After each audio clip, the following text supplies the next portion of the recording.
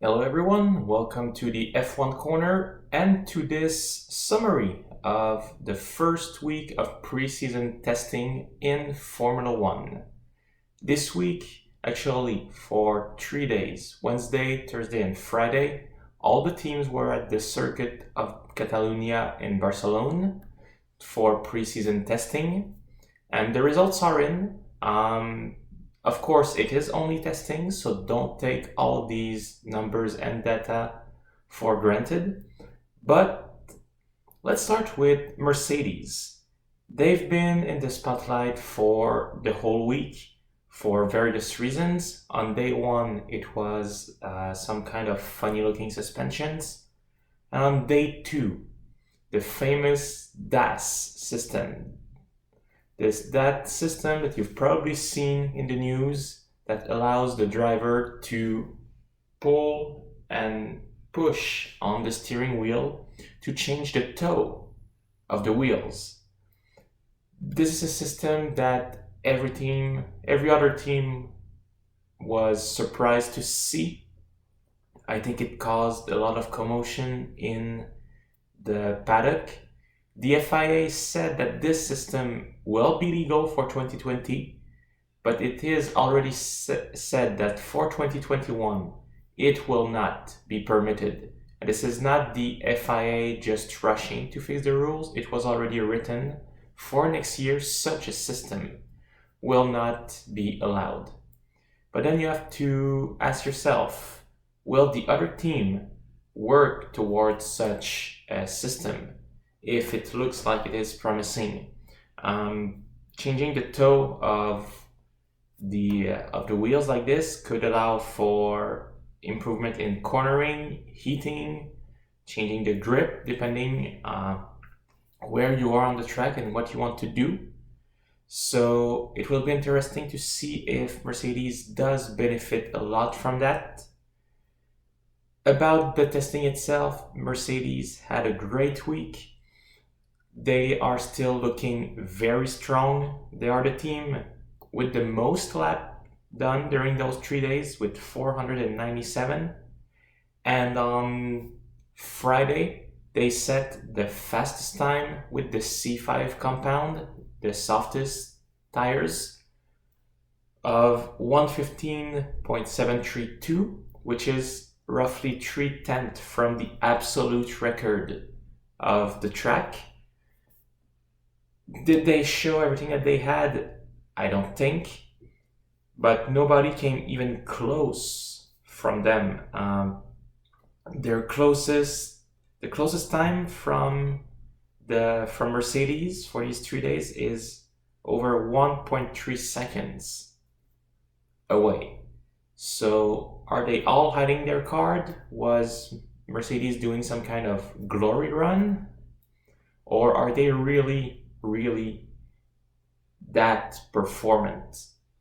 Which brings the questions, did the other team do the job to catch up to Mercedes? We'll have to see. There's still 1 week of testing remaining, but one thing for sure, they will have to stay under the scope because they look very strong. They still look like they're the best, and they are clearly ahead of everyone right now during these testings. On the other side, there's Ferrari, which everyone expects to put up a fight with Mercedes this year. Their testing so far does not look that promising, even a bit disappointing. They did only 353 laps, which is 144 laps less than Mercedes, so a lot less data coming in. We know they had a little bit of an engine issue on day 2, if I'm right, on day 3, but it was no big deal. They sent the engine back to Maranello for analysis. But on day 2, Mattia Binotto, team principal, told the press that the car is not what they expected it to be, that it's not what they think they had, and that they might even be behind Red Bull at this stage. So is it only smoke? Are they just bluffing, and when we get to Melbourne they will just clinch everyone, or are they really in trouble? Looking at their fastest time, which is 1:18.154, they are the eighth fastest, so the third slowest during this week. And that was on the C4 compound, which is, a better tire than some of the teams that beat them during this week. Again, this is only testing. We don't know what they really have under the hood, but we should probably be worried a little bit by these results, considering that they did change the philosophy of the car a little bit. Last year, they had great top speed, but on slower track or in corners, they were not as good. This year, they came up with a car that puts up a bit more downforce, but is it working like it should? Sebastian Vettel did not seem too worried, but again, we'll have to see. And this year, especially since it is a very important year for Vettel, he cannot underperform. He needs a good car. He needs good performance. Otherwise, nobody knows if he will actually be in Formula One next season. So I think he should be a bit worried if the rest of the team is. Next is Red Bull. Of course, we have to talk about Red Bull. Looking very good. Looking pretty reliable. They did their fastest time this week on the C3 tire, which is the medium compound, which did not put them that far from everyone else in the pack. They are in the pack for this week, but again, like I said, it's only on the C3. If they do low fuel run the C5, where will there be? We will have to check that. They could potentially be the second best. They were very reliable this week. They are a lot better than last year already. During testing last year, they struggled with the rear to just try to keep it straight. Now everything seems to be working fine. Alex Albon seems to be happy with the car too. They had an engine change on day 2 just for safety. They were not that worried about it. They did not make a big fuss.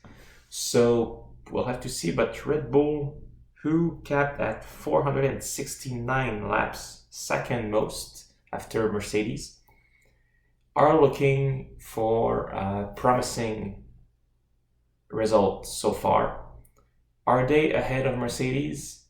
Maybe not yet, but for sure they look to be potential contenders this year. They said it, if they want to compete with Mercedes, they need to arrive at testing and from the start have a very good car. And this looks like this is what they have this year right now. Who else? We can talk about Alfa Romeo. Very good week for them. Kimi Räikkönen putting one of the second best time of those 3 days with a 1:17.091, 423 laps in the bank for Alfa. They look like they have a good car. They learned a lot from last year, and they also have a good engine under the hood. They have the Ferrari engine. Nothing to worry about for them so far. Could they be in the fight for midfield? So far, it is promising. They have 2 good drivers, I think. Kimi Räikkönen, of course, nobody needs to talk about him. Giovinazzi, he's still learning, but he also needs a good season. There are rumors that are certain Mick Schumacher could be in the line for an Alfa Romeo seat next year. He's in the Ferrari's window. He's been there for a while, and he's in F2 this year. If he performs, he could take a seat at Alfa Romeo.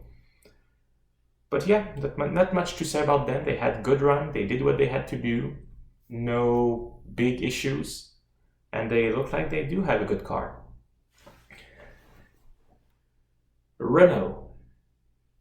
The now black car. They revealed their car for the first time on Wednesday for testing. This is when we saw it for the first time. Completely black livery. Sometimes making it, honestly, I think sometimes it looked almost like some of the Formula Ford, Formula 1600. Is it the car that they hope it will be? I don't think. Abid Bull is not super happy, the team principal. He said that it's more of an evolution of a car that came from a team that is not even with Renault anymore. That was designed by Pat Fry back in 2019. But the thing is that they need a car that can compete, a car that will show Daniel Ricciardo that he should stay with the team. And because for Ricciardo, this is a big year too. He cannot afford to lose a lot of time if he wants to be world champion someday. And he himself did not look super impressed with what they have so far. During day 3, when they interviewed him on F1 TV, they asked something about the car, how testing was going, and he replied something about the weather, evading the question. So should we be worried about Renault? Should we be worried that they won't even be in the fight for 5th or 6th? These are all questions we need to ask. They also had multiple issues during testing. During the first 2 days at least, they had some kind of issues where the car got on track late during the days. So they lost precious testing time. They packed up 378 laps. So they're somewhere in the middle. Best time 1:17.102 on the C5, I believe. So what can we get from that? I'm not sure.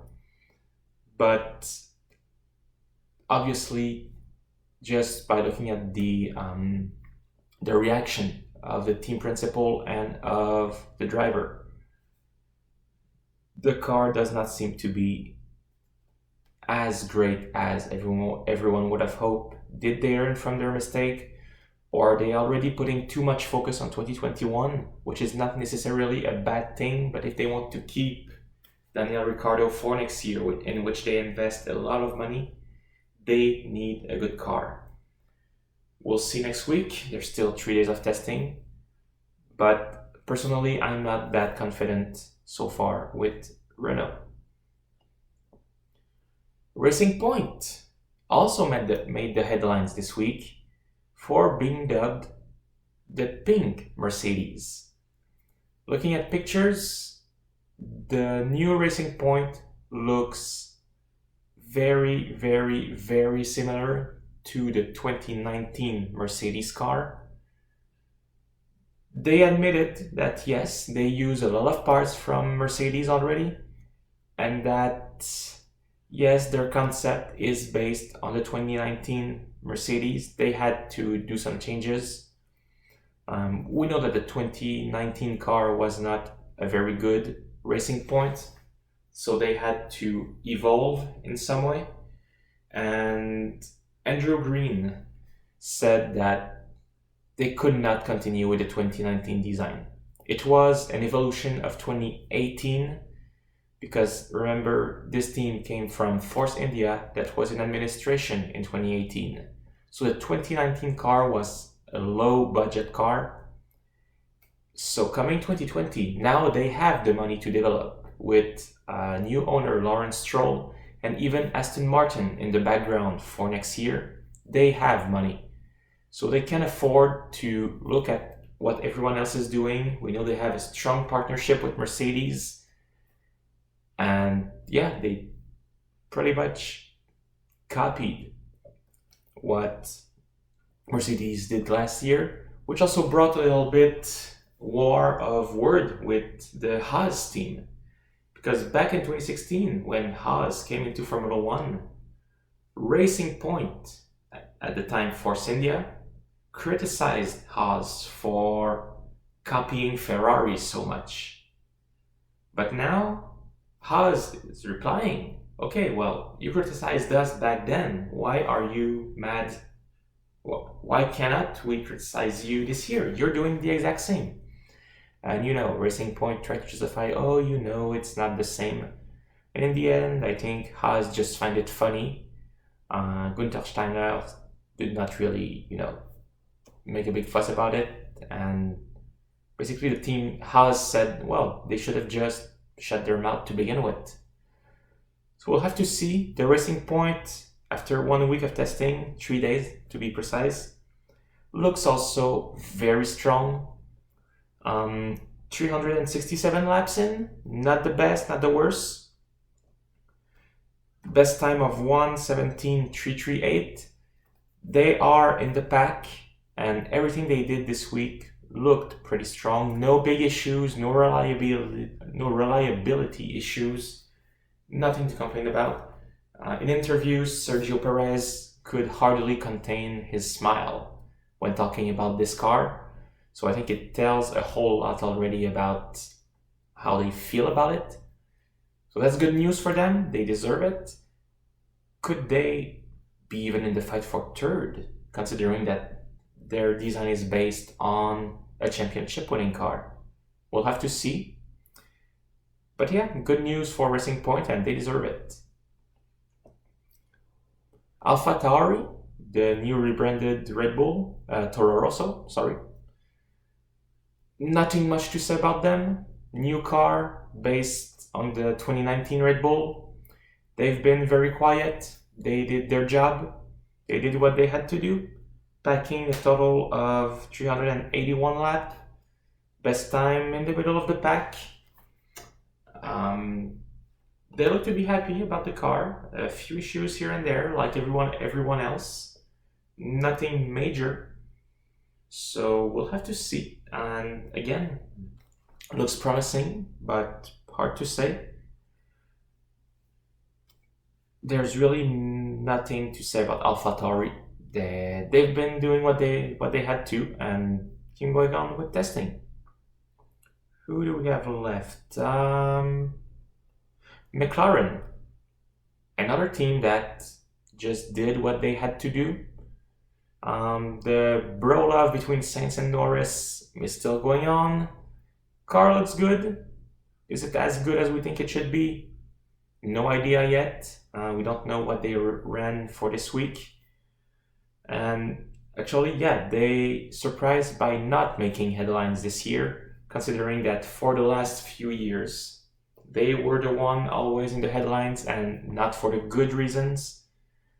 This year, quiet. Just going around the track, debrief, we go back. No big issues either. 423 laps. So we'll see next week where they stand. 2 teams left. Williams. I think everyone was relieved on day 1 to see George Russell, even before the light turned green, to be waiting next to the pit lane exit and ready to go on track. Last year, they missed the first 2 days of testing, and this year, they are the first to go out. For Williams, it is not about performance this year, it's about pride and respectability. They are a team with a lot of history in Formula One. Championship, they know how to win those. Do we expect the car to be fighting for it this year? Absolutely not.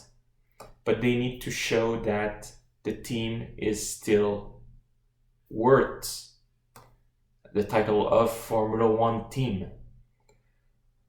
The good news is that they had no big issue either. A little engine cough on day 3, which they were not too worried about. We saw Claire Williams smiling in the pit lanes compared to last year where it was pretty much a very tough year, and we would just see everyone kind of frown every time you would talk about the car performance. This year, it already looks better. Only on day one, George Russell's best time was 1 second faster than his quali lap from 2019. That just goes to show that the car did improve. So, where are they? Will they fight for points regularly, or will they even fight for podiums? Nobody knows. Are they in the pack? Nobody knows. They racked up 324 laps only, which is not the most. So we'll have to see. But one thing for sure, they look better, they look more confident, and they just did their job finally. They have 2 young drivers on who they're betting for the next few years. And this year is really a big year for Williams. We finish with Haas, who had a very, very disappointing 29 season, finishing 9th in the constructor after finishing 5th the year before. They come here in Barcelona, no big issues, but their testing was impeded by a few drivers' mistake. Grosjean bumped the rear of the car in the walls on day 1, and Magnussen right after dinner on day 3 hit the curb, get a puncture, and spin the car, and it was the end of their sessions after only 4 laps in the afternoon. So they are the team with the fewest laps, but mostly because they were not able to rack up as many laps as they wanted. They are the team with the worst time of this first week. Is it really significant? Again, nobody knows.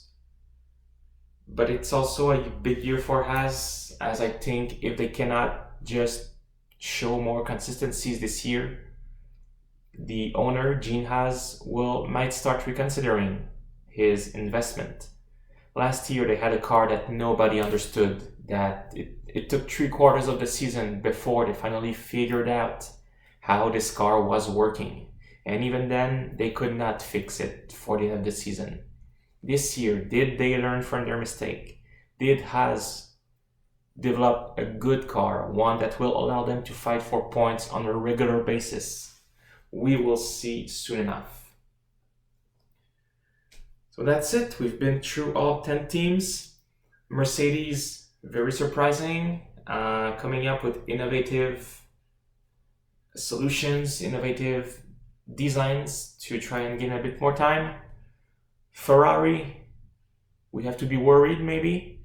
They say themselves that they are probably 3rd behind Red Bull, but if all the other teams are climbing, Racing Point looking strong, even Alfa Romeo looking quite strong, is Ferrari 4th? Are they even further, which would be a disaster? Or is it just that they are hiding their cards and we're just too critical of them because we expect them to be in the fight for the win? That's also a possibility. Williams looking better this year. Haas, nothing to say. And the midfield is a really tough nut to crack. Cannot really say much about it. Midfield is really one of those topics that we will only understand once we get to Melbourne in March. So we'll see next week. There's 3 more days left of testing. Can all the teams improve? Good, because for sure they will come up next week with new parts and already some evolutions. How many teams will reveal more of their cards? we will also see Mercedes are looking strong. They did a good lap this week. No other team seems to have been doing that kind of glory run. So we'll see, but that would be sad to see this time of 1.3 seconds fastest than the closest stick. I think we will see more 116 and a few more 115 next week. And I will be sure to update you guys on what's going on. Thank you for watching. Please like, subscribe, leave a comment. What do you think of this first week of winter testing in Formula One? Thank you again for watching and see you next time.